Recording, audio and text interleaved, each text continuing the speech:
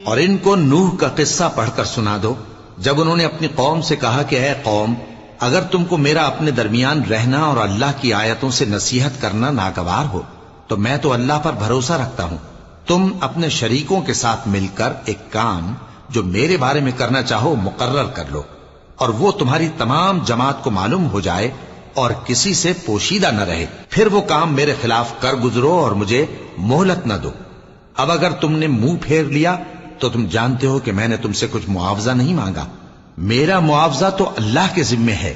اور مجھے حکم ہوا ہے کہ میں فرما برداروں میں رہوں۔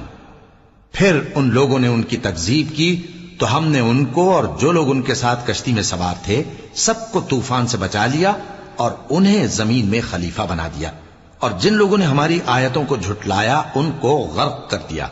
تو دیکھ لو کہ جو لوگ ڈرائے گئے تھے ان کا کیسا انجام ہوا۔ پھر نوح کے بعد